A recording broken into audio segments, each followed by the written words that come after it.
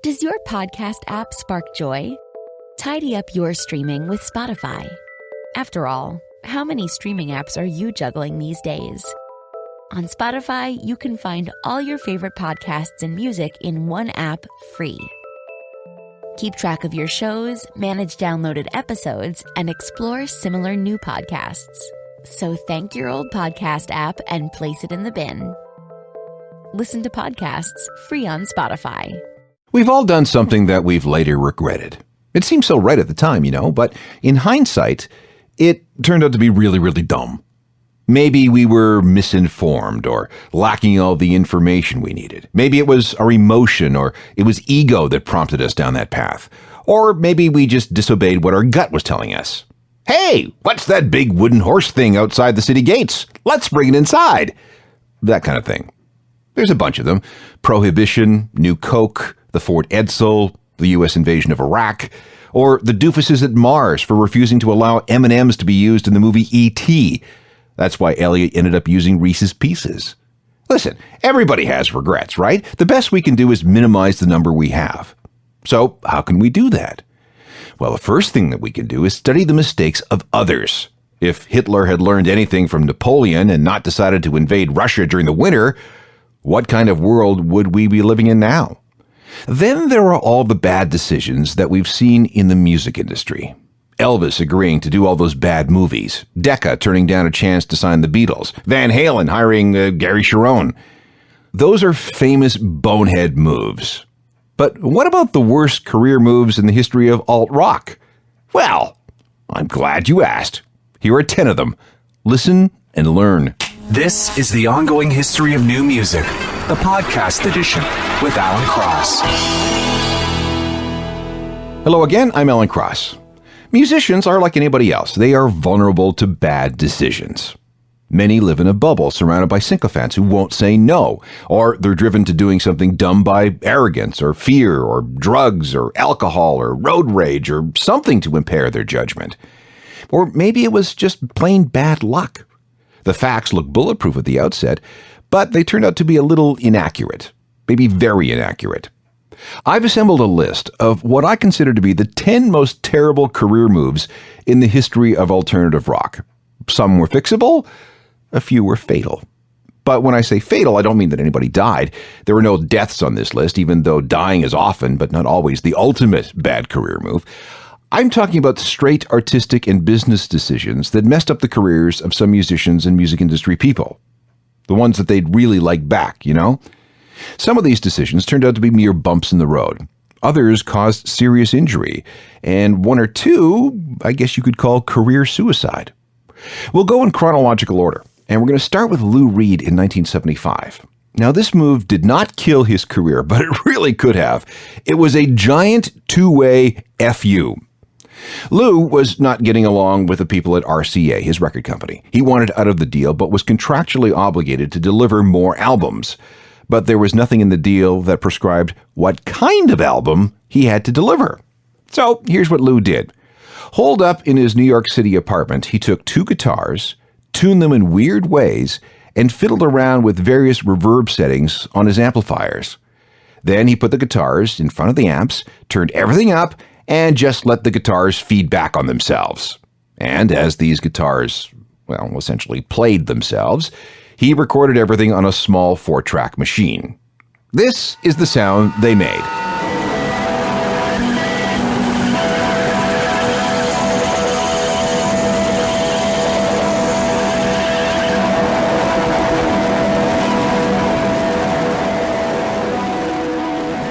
That's it. That's the album. Oh, a double album. 4 sides of vinyl running 60 minutes. Actually, that's not quite correct.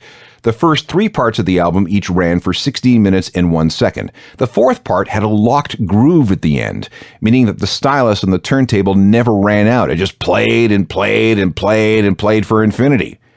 Lou packaged everything up, delivered it to RCA and said, "Here's your album, I'm out of here." And like I said, it was one big FU from Lou to his label. RCA, as you might guess, was not pleased. So they decided to FU him right back. "Okay, Jagoff, this is how you want to play this game? Fine. "We're going to release this album. It will kill your career. We will bury you." And so it came to pass. Lou Reed's double album, Metal Machine Music, was released in July 1975. RCA also put it out on 8-track, so this screeching ran for its full 60 minutes without pause. And then, this being an 8-track, it just cycled back to the beginning and started again. They even released a quadraphonic version, so you could get pummeled by 4 channels instead of just 2. As you might guess, the reviews were horrible, and Lou's career took a big dive and didn't recover for a decade.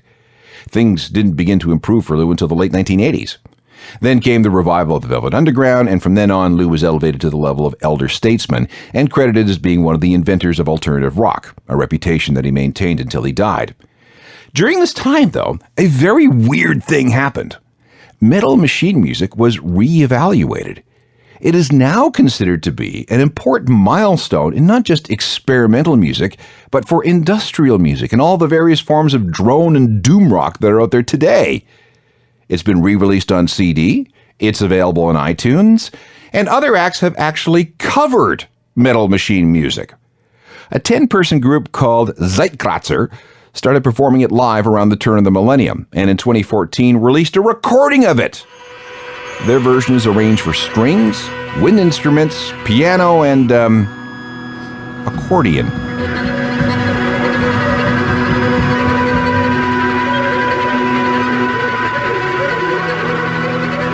Two things.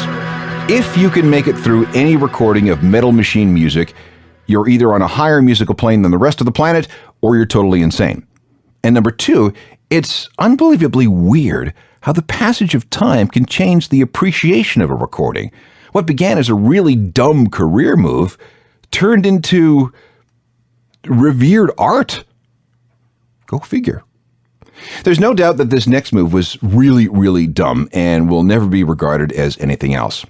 On March 10th, 1979, Elvis Costello and his band were staying at a Holiday Inn in Columbus, Ohio. They were on tour and down in the bar having a drink, or 10 or 15. Also in the lounge was Stephen Stills, as in Crosby, Stills, and Nash, and somehow Elvis's entourage got into a discussion with Stephen's people over music. Now we've got this angry British guy arguing music with an ex-hippie from the 60s. Everybody has had a few drinks. Okay, a lot of drinks. Can you see that there's going to be a problem? Elvis started saying some really stupid things and made some blatant racist remarks when Stephen Stills tried to bring up the musical contributions of Ray Charles and James Brown.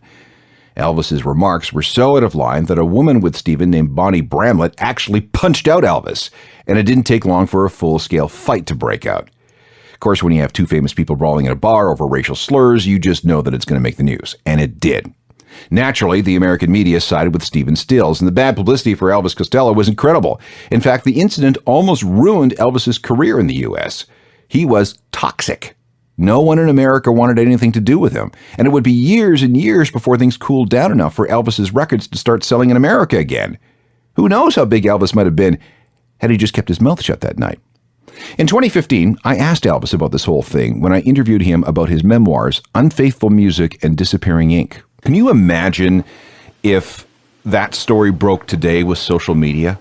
Well, I wouldn't. One of the things that I said in the book is that I've tried to weigh. I have spoken, and I've never been evasive or denied that this happened, or tried to make some excuse about it. I tried to explain it. I tried to make an explanation of how you get to that point of insanity way back in the 80s. And then a few occasions since then, there've been appropriate occasions to revisit it, like the writing of liner notes of the record that was concurrent with that. So I'm a little bit disinclined now, having written this book as a final account of that, to open it up to discussion, because when you sit and try to make a very clear statement, then you isolate one part of the story that gets amplified for the reason that you just mentioned. The social media tells the story, inaccurately, in a hearsay manner, which other people have every right to be completely outraged by, because they're just seeing it as hashtag racist or something, whatever it is. And there is so much of that instant judgment about everything, you know. And if you're living in a world in which, in this millennium and century, and you still have terrible things like Charleston happening, there are really worse things to worry about than some unfortunate drug-fueled sort of nonsense from 37 years ago. There's some real serious things that haven't been fixed, that are not my doing or my responsibility, and words I may or may not have said didn't cause those things to happen. You know, those are the real, if you want to talk about social justice or inequality or prejudice, you can find a more productive line of inquiry than going over an old bar fight. In other words, I'm saying it's too serious a matter to be that frivolous about, or, you know, that it's only in a show business memoir when all said and done. Accidents will happen with all the hit and run. Used to be a victim, now you're not the only one. Accidents will happen with all the hit and run. I don't wanna Up next, a really, really dumb business move by New Order. Having established themselves as a major force in music, New Order was somehow convinced in 1982 that they should invest in building and running a nightclub in their hometown of Manchester. So they did. The problem was that they and nobody around them had any idea of how to run a nightclub. So they sunk millions and millions and millions of pounds into this thing, pretty much driving the band to the brink of bankruptcy. All those albums that they sold as New Order and as Joy Division before that were swallowed by the Hacienda nightclub. As a cultural institution, the Hacienda was very important. It was ground zero for much of the rave and dance culture that swept England in the middle and late 80s. But in addition to the endless money problems, there were issues with security and with drugs. And it had to do with the kind of drugs patrons were using. Everybody was into ecstasy, which meant that they went to the bar and they didn't order alcohol. They wanted water. You can't run a mega club serving just water, no matter how much you charge for it. And then a couple of people died from either violence or drug overdoses. And the club finally closed for good in June 1997 and is now a condo. Just as well for everybody concerned.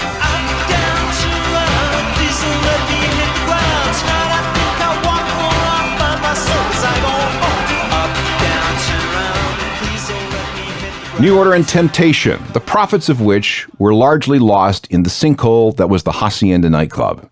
If you want to read about that disastrous investment, bass player Peter Hook has a great book called How Not to Run a Club. It's really good, and it's amazing that a business could be run this badly. So there you go, 3 terrible career moves. Next, when the firing of a founding member spelled the end of one of the greatest rock bands of all time. You're listening to The Ongoing History of New Music, the podcast edition with Alan Cross. I've collected a series of terrible career moves, 10 of them in fact, and we're going through them in chronological order. The Clash, one of the most important bands in the world in the late 70s and early 80s. But the personalities involved were too passionate, too volatile to remain together forever. Manager Bernie Rhodes had a game he liked to play. He enjoyed setting Joe Strummer and Mick Jones against each other. Mick responded by being difficult to work with and showed up late for rehearsals and recording sessions and refused requests to consider more tours. At some point in 1983, Bernie started saying to Joe, "Get rid of this guy, fire him." And Joe did. It was September 1st, 1983, and his firing was announced in what is called a Clash communique. It is felt that Jones has drifted apart from the original idea of the Clash. In the future, Jones's departure will allow Joe and Paul to get on with the job the Clash set out to do from the beginning. That's it. End of message. So, what happened? Let's ask Joe. Mick Jones, the Clash guitarist, we lost to artistic mania. I don't know. I had to beg him to play the guitar. It's insane. I can't stand that kind of... I've got too much... You know, the Clash has got a job on in trying to attempt its ridiculous aims. You know, I'm proud that we've got ridiculous aims because at least we ain't going to underachieve. And I can't achieve these things if I have to beg the members of my band to play their instruments. You know, Mick Jones was the Clash guitar player, so I'm not going to walk around begging him to play the guitar. If he doesn't want to play the guitar, he can play a synthesizer. I don't care. Let him get on with it. But best not to drag. It was like dragging a dead dog around on a bit of string. You know, how can you do anything or be anybody or try and live up to these ridiculous ideals when you're dragging a dead dog around on your back? It's insane. Okay, but could there be more to the story? Here's the situation in my house. 5 days out of 7, I am the person in charge of dinner. My wife works downtown in an office and doesn't get home until way after 6, and when she does, she's obviously in no mood to cook, so this is my job. It's delegation of labor, you know? The problem is that I'm busy too, and I can be in and out of the house all day. So this is where HelloFresh is an absolute godsend. This box shows up on my doorstep. Inside are all the things I need for a bunch of dinners. Everything is fresh, pre-measured into the right portions, and come with picture recipes so that anyone, even a guy like me, can prepare these meals in about 30 minutes with just a couple of pots or pans and some utensils. This is totally stress-free. I cannot emphasize that enough. And cleanup, that's a snap. And the food is absolutely delicious. The menu keeps changing so nobody gets bored. One day it's some kind of comfort food. We might want to try a vegetarian option one night. And the next day it's some kind of world cuisine. We had this Thai dish that was absolutely amazing. And before HelloFresh, I would have never, ever tried this on my own. And all this with no planning, no shopping, no hassle, no leaving the house, no nothing. You got to try this, and I'm going to make it easy for you. Get 50% off your first box of HelloFresh by going to hellofresh.ca/ongoinghistory50. And then you need to enter the promo code ongoinghistory50. Okay? hellofresh.ca/ongoinghistory50 and the promo code ongoinghistory50. HelloFresh. You won't regret it. There's a new stage production headed your way, and this one is all about the Ramones. Now, before we go any further, I got to put this into some kind of context. In May 1979, the Ramones went into the studio with Phil Spector, the legendary producer responsible for loads of hits in the 1960s. He was the inventor of the famous wall of sound recording style, and he's now in jail for murder. The Ramones were big fans because they loved all those songs that Spector produced. But when they finally got into the studio with him, things didn't work out so well. It's said that Spector made Johnny Ramone play the opening chord of Rock and Roll High School hundreds of times until he felt it was right. He spent hours forcing Marky to play one single hit on his snare drum to get that sound right. And then there was the time that Spector forced the Ramones back into the studio by waving a gun at them. Those are all stories from the making of the End of the Century album. So it sounds like it would make a great stage production, right? Yes.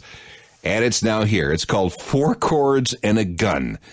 And the writer is John Ross Bowie, who has done work with The Big Bang Theory. This is not a musical. Let's be very clear about that, although there is a concert at the end. I can't wait to see this. 4 Chords and a Gun, not an effing musical. That's really what they're calling it. Details and tickets available at 4chordsplay.com. That's 4, as in the number, chordsplay.com. Limited Toronto engagement beginning April 2nd. It's been suggested that Bernie wanted Mick out because he wanted to set himself up as the musical director of The Clash. He did, after all, have a big role in the next era of The Clash, which resulted in the horrible Cut the Crap album in 1985. That record, featuring 2 new members of the band, was critically panned and a gigantic commercial disappointment. And not long afterwards, The Clash just sort of evaporated. There was no official breakup, no announcement, they just disappeared. A sad end to such an important band. Mick went on to have tremendous success in his new band, Big Audio Dynamite, while Joe was caught in record company hell for more than a decade. While he was respected for what he did with The Clash and for punk, he'd never again have the stature he had with The Clash. Firing Mick Jones? Terrible career with Joe. Should I stay or should I go now? Should I stay or should I go now? If I go, there will be trouble. Terrible career move number 4, The Clash firing Mick Jones in 1983. Joe Strummer thought he knew better than Mick, and he ended up paying for it. The same sort of thing happened with Dee Dee Ramone, one of the founding members of the Ramones. Dee Dee was probably the craziest and most reckless of the original lineup. He was a drug addict, a part-time rent boy, and battled with what we'd probably diagnose as some kind of bipolar disorder. He could be very violent and very impulsive. In 1987, he suddenly thought it was a good idea to launch a solo career as a rap artist. He called himself Dee Dee King and recorded a hip-hop track called Funky Man. And, oh God, it's bad. And let's not even talk about the video. Alarm clock ringing, it's time to get up. It's time to do that funky strut. I'm a funky man, I got funky bones about funky man. My name is Dee Dee Ramone. Well, let me tell you. Dee Dee Ramone, the guy who played bass in all those legendary early Ramone songs, trying to be a rapper. Terrible career move, dude. Dee Dee left the Ramones, tried to get back into punk rock, but never achieved much success as part of a band, working with bands, or as a solo artist. He ended up dying of a heroin overdose on June 5th, 2002. The next guy we want to talk about here is Jason Everman. Now, you might not recognize the name even after I tell you he was part of two of the biggest grunge bands of all time. One of those bands was called Nirvana, and the other was called Soundgarden. And he quit them both. Let's start with Nirvana. If you know your Nirvana history, you'll remember the story of the Bleach album, which was recorded in 1988 for a cost of $606.17. Kurt Cobain didn't have that kind of money, so Jason, who was a friend of the band, stepped in to pay the bill with money he earned as a commercial fisherman. As a way of saying thank you, Jason was credited in the liner notes of Bleach as having played on the album, even though he didn't contribute a single note. However, this does not mean he was never a member of Nirvana. He was. There was a point where Kurt was thinking about adding a second guitarist. Jason tried out, and he won the gig. This was February 1989. Jason's first show with Nirvana was on February 25th, 1989, at the University of Washington. He was with the band when they started to get noticed, including when a bunch of journalists came over from England to see what was happening in Seattle. He was with the band on June 15th when Bleach, that record he paid for, was released. And he was with Nirvana when they recorded this cover of a Kiss song at Evergreen State College.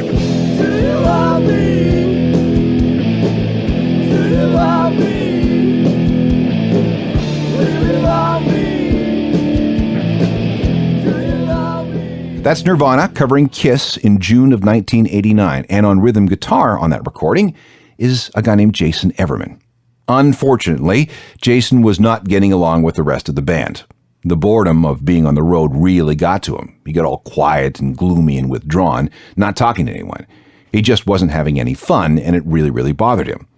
By July 18th, 1989, it was totally intolerable. So after one final show at the New Music Seminar at the Pyramid Club in New York City, the band canceled the rest of the scheduled tour and drove home 50 hours straight without saying a word to each other.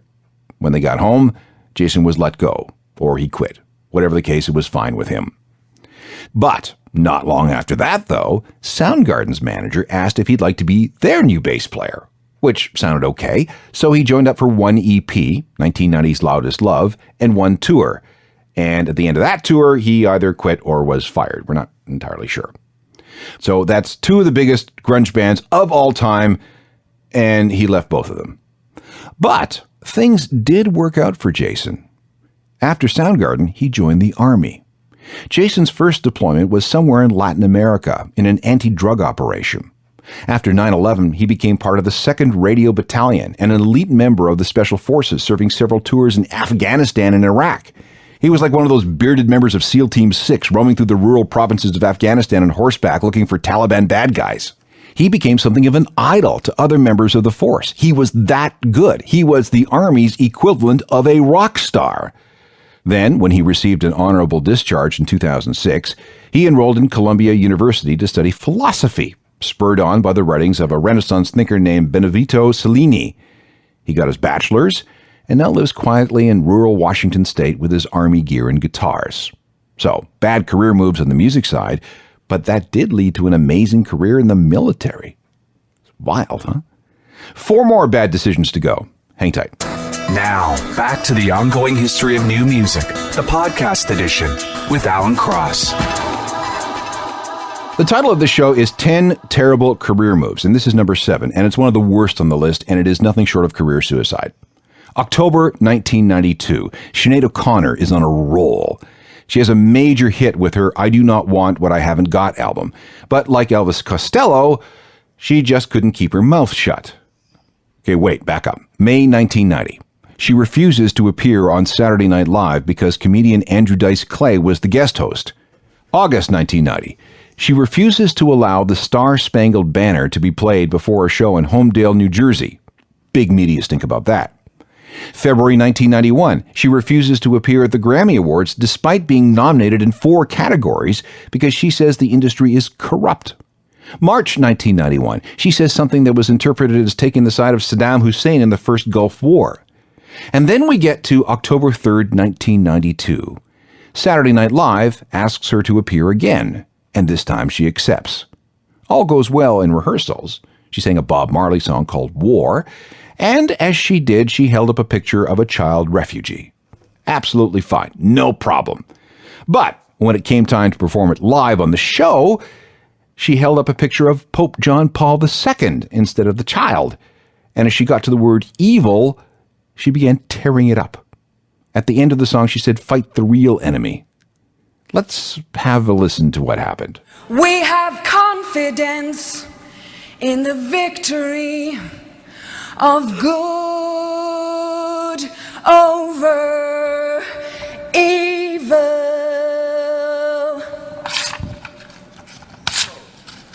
Fight the real enemy. No audience reaction. None. Cut to commercial. Why did Sinead O'Connor do this? Well, obviously because of her long-standing grievances against the Catholic Church, but also because she was inspired by Bob Geldof and the Boomtown Rats. When they appeared on Top of the Pops in the 70s, Bob tore up a picture of John Travolta and Olivia Newton-John from the movie Grease. Sinead said she just made the leap to the Pope. Okay. And here's another fact. It wasn't just any picture of the Pope. The one that she tore up was the one that had hung on her mother's bedroom wall since JP2 became Pope in 1978. The number of complaints for this were absolutely staggering, and that pretty much sunk her career for good. NBC received almost 5,000 complaints. The blowback in the media was intense, and her career never, ever recovered. Terrible career move number 8 was bad for a couple of people. It was bad for the Happy Mondays because they failed to deliver an album, but it was worse for Tony Wilson and Factory Records because the decision to allow the Mondays to record the album in Barbados cost so much money that it bankrupted the entire record label. The band went with Tina Weymouth and Chris Frantz of the Talking Heads, the producers of the album, to Eddie Grant's giant colonial house, a place called Blue Wave Studios. And the plan was to separate singer Shawn Ryder from his supply of heroin. And to get him through, he was given a case of methadone with a 4-week supply, which his minder then dropped at the airport, shattering all 4 of the 500 milliliter vials. But the plane was leaving and they had to go. There was no time to get any replacements. And when they got to Barbados, Shawn looked for a substitute for his methadone and for his heroin. He found crack. And when the Mondays ran out of money, he and Bez, the band's dancer, started selling furniture out of Eddie Grant's house to buy more crack. At one point, it said, they were up to 30 rocks a day. At about 40 cents a rock, as opposed to the $50 a rock back home, this was a bargain that they just couldn't pass up. Bez also got into a car accident with a rented Jeep, breaking his arm so badly he had to have it set in a mechanical brace. On another occasion, singer Shawn Ryder drove another rental car through the front of a bar. Meanwhile, keyboardist Paul Davis wrote off 3 rental cars. I don't know the exact number of wrecked vehicles, but it was said to be more than 10. It was like they were on a mission to spend as much of Factory's money as they could, and they did. This went on for 3 months. Tony Wilson says that when he flew in to sort things out, one of the first things he saw was Shawn and Bez pushing one of Eddie Grant's couches down the road where they were going to trade it for more crack. Some recording was completed, but it wasn't very good. Only 1 song was finished. Everything else was half-baked at best. And it didn't help that Shawn forgot to write any lyrics. 400,000 pounds down the drain. The most expensive indie record never made. When it was finally finished, the album was called Yes Please. Exactly 1 single was released, and it didn't make it any higher than number 31 on the British charts. Name of the song? It's appropriately called Stinkin' Thinkin'.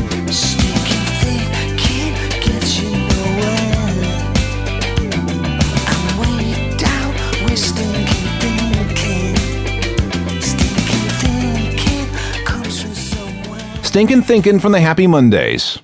Factory Records never recovered from the money spent in Barbados. Factory declared bankruptcy in November of 1992, about 6 weeks after the Mondays album came out. Here's another example of career suicide. It involves Nick Oliveri and his ability to alienate himself from one of the better rock bands of the 21st century. He had a really great gig with Queens of the Stone Age. And then he did something stupid. Really stupid. Details are a bit murky, but it seems that Nick was fired from the band because he'd been physically abusive to his girlfriend. Eventually, though, there was a truce, and it looked like Nick was going to be allowed back into the band. But then on July 12th, 2011, a SWAT team descended on Nick's house. There was a standoff with Nick barricaded inside the house, and the charge was that he had assaulted his girlfriend. Eventually, the SWAT team got into the house and arrested Nick on a variety of charges, including ones for drugs and weapons. And even though he faced up to 15 years in jail, he got a plea deal for probation and community service. This also wasn't enough to derail his return to Queens of the Stone Age, because Nick can be heard on the 2013 album Like Clockwork as a contributor. Here he is from the days when he was a full-fledged member and before he started doing things that were really, really dumb. We get some rules to follow that in this, these and those. Queens of the Stone Age, back in the days when Nick Oliveri was still in the band. But then he made some dumb career moves and he was bounced. One more terrible career choice, and I know we've talked about this one before, but it's such a cautionary tale that it's worth revisiting, and it's all about Chris Cornell.